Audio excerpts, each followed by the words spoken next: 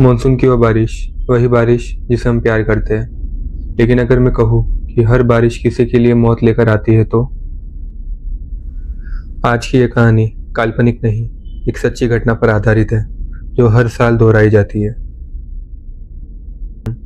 जब बादल दिल खोलकर बरसते हैं, गीली मिट्टी की खुशबू भला किसको पसंद नहीं है, लेकिन अगर ये बारिश अपने साथ कुछ ऐसा ले आए जिससे पीछा छुड़ाना मुश्किल हो जाए तो। ये कहानी है 35 साल के नीतीश देशमुख की, एक ऐसी घटना जिसे आज भी लोग महज एक इत्तेफाक मानकर टाल देते हैं। नितिन आईटी में काम करता था। उस रात नितिन अपने ऑफिस से घर लौट रहा था। आज उसकी शादी की 30वीं सालगिरह थी। घर पर उसकी पत्नी अनु उसके लिए सब कुछ तैयार कर रही थी।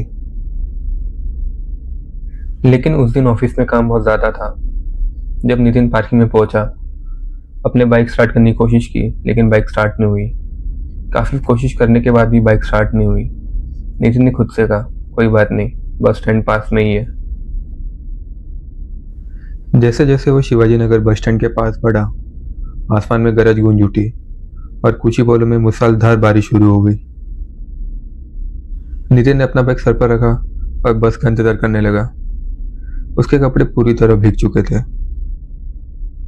तभी अचानक उसके ऊपर गिरती बारिश की बूंदें अचानक से रुक गई।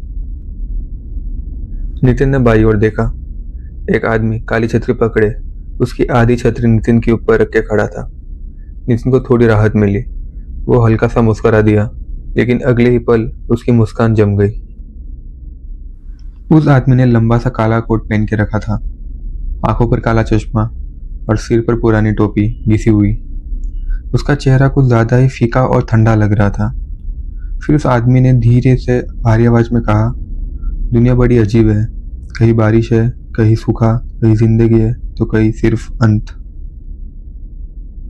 नितिन को समझ नहीं आया कि वो क्या जवाब दे। बस वो चुपचाप सिर हिला देता है। उसी पल नितिन का फोन बज उठा। जैसे उसने फोन निकालने की कोशिश की, उसका फोन हाथ से फिसलकर सीधा जमीन पर गिर गया। नितिन जैसे ही फोन उठाने के लिए नीचे झुका, उसकी रूह कांप गई। उस आदमी के पैर ही नहीं थे, ना टांगे ना जूते। वह आदमी मानो हवा में झूल रहा था। नितिन का चेहरा सफेद पड़ गया। उसने झट से फोन उठाया और बिना कुछ कहे पीछे हटने लगा। लेकिन जैसे ही उसने चारों तरफ नजर डाली, पूरा बस स्टैंड खाली था। ना कोई यात्री, ना कोई दुकान, ना ही कोई आवाज, सिर्फ वो और वो अजनबी आदमी। बारिश और तेज हो गई। तेज हवा, बिजली की चमक। नितिन के कांपते हाथों से उसने अपनी पत्नी को मैसेज करने की कोशिश की, मैं मुश्किल में हूँ, प्लीज जल्दी आ सको तो आ जाओ।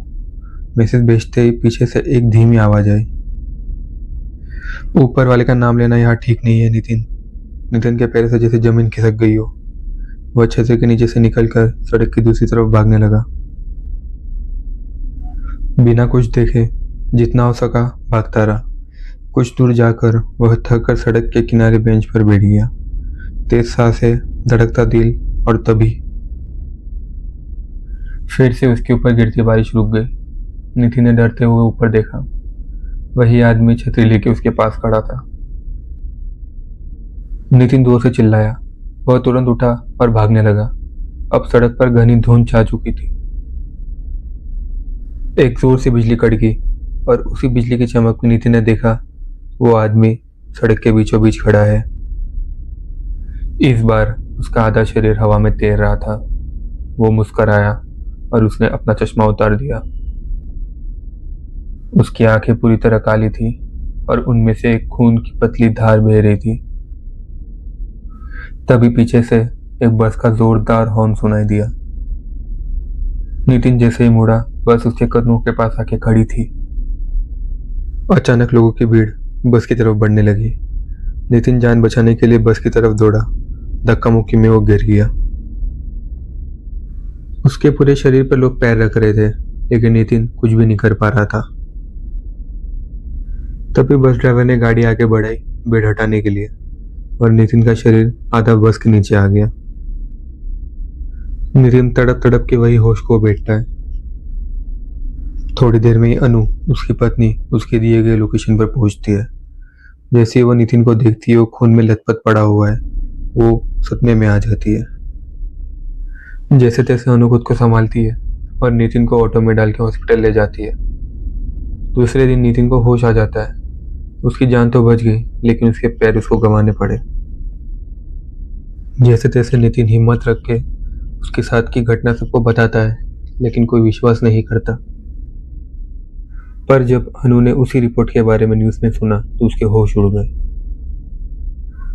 उसने देखा कि 10 साल पहले एक ऐसे आदमी की मौत हुई थी और तब से हर साल मानसून में एक आदमी ऐसी मौत का शिकार होता है।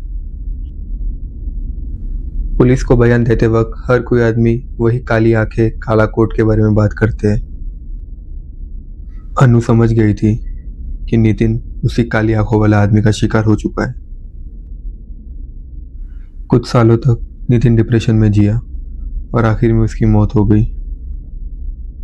नितिन के गुजर जाने के बाद अनु ने फैसला किया कि वो हर साल मानसून में उसी महीने उस बस स्टॉप पे जाके बैठेगी और उस काले कोट वाले आदमी का इंतजार करेगी।